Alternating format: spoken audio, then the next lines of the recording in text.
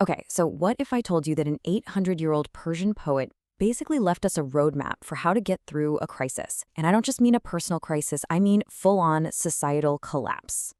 Today, we're going to dive into the wild allegories of Farid Attar, because it turns out he uncovered this timeless pattern of breakdown and renewal that feels, honestly, shockingly relevant right now. Let's dig in. I want you to picture this. It's the year 1221. You're in Nishapur, a city that's basically one of the great cultural centers of the entire world. It's buzzing with art, philosophy, intense debates. But just over the horizon, a storm is gathering. The Mongol armies are coming, and everybody knows what that means. Everything you know, your entire world, could be completely wiped off the map. This is the pressure cooker that created our poet. And here he is, Farid Attar. His entire life was lived in the shadow of this approaching doom. Now, he wasn't some isolated scholar. He was an apothecary, like a pharmacist. So he was dealing with sickness, suffering, and death every single day. And as he watched his society start to crack apart from the inside, he wrote these incredible mind-bending stories, right up until the very end. The story goes, he was actually killed when the Mongols finally sacked his city. So first up, we really have to get our heads around the world he was in. It was a time defined by this double whammy of external threats and deep internal divisions.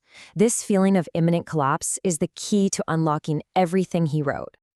All right, so your world is falling apart. How do you deal with that?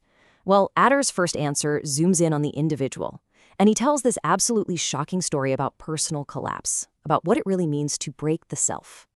The story is about the sheer totality of this breakdown. We meet a guy named Shaykh Sanan. He is the most respected religious scholar around, the pillar of his community, you name it. But then he falls head over heels in love with a Christian woman. And just look at what happens. He throws away everything he ever stood for. Piety? He starts drinking wine. His sacred books? He burns them. He ends up tending pigs, humiliated and alone, all for love. It's not just a change, it's a complete demolition of the self. Attar just nails this internal revolution with this one line. For love had made the Kaaba of his heart a church. The Kaaba, the absolute most sacred center of Islam, has been transformed inside him into its polar opposite. You can think of it like his entire internal operating system got completely rewritten by this one overwhelming force. His old, rigid identity had to completely shatter to make room for something deeper, something more real. But okay, one person's journey is only half the picture, right? Attar's second great allegory tackles the bigger, messier question. How does a whole society, one that's fragmented and at war with itself, find unity? How does it find the whole? This comes from his masterpiece, The Conference of the Birds. The idea is all the birds of the world, and they represent all the different kinds of people, all the different factions in society. They decide to go find their king, this legendary bird called the simurgh. But the journey is intense. They have to cross these 7 valleys. And this is not just a road trip. It's a spiritual gauntlet designed to systematically strip away everything. Their ego, their attachments, their certainties, every last piece of who they thought they were. So thousands and thousands of birds start this epic quest. But most of them just can't handle it. They give up, or they get lost in the valleys of detachment and annihilation.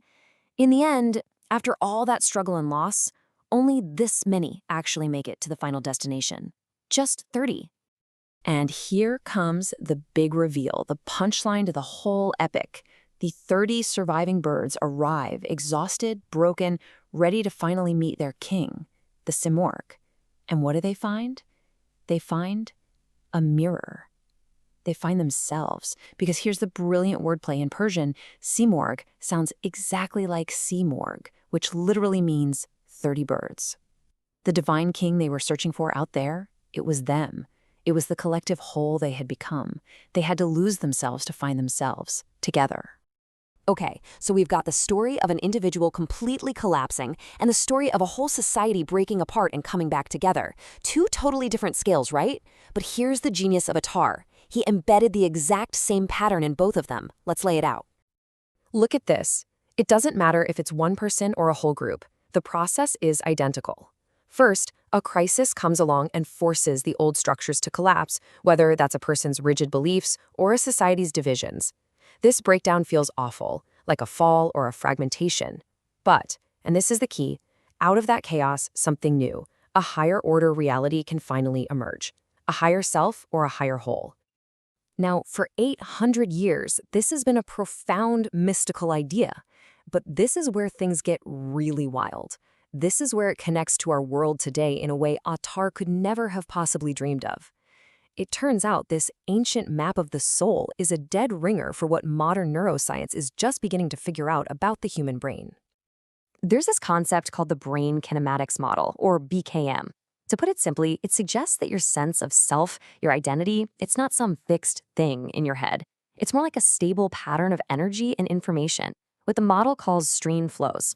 And according to BKM, those huge transformations that Attar was writing about, well, science calls them phase transitions, moments where the old pattern literally breaks down so a new one can form. And this is where it all just clicks into place. Look at how perfectly they translate. The Shaykh's identity collapse, the BKM would call that a breakdown of long-term memory motifs. The bird's journey through the 7 valleys, those are sequential phase transitions stripping identity. That mystical idea of annihilation of the self, neuroscience calls it the collapse of ego-based strain flows. And the final discovery of a higher unity, that's the reconstitution into a higher order balance state. It's 2 completely different languages describing the exact same fundamental process. So Attar's blueprint, written on the very edge of the apocalypse, wasn't just beautiful poetry. It was a stunningly accurate insight into the deep physics of transformation. And it suggests that collapse isn't just an ending, it's actually the necessary first step for any real renewal. Which, of course, leaves us with a pretty heavy question for our own turbulent times. When our own structures, personal or collective, begin to collapse, what higher unity are we being forced to discover?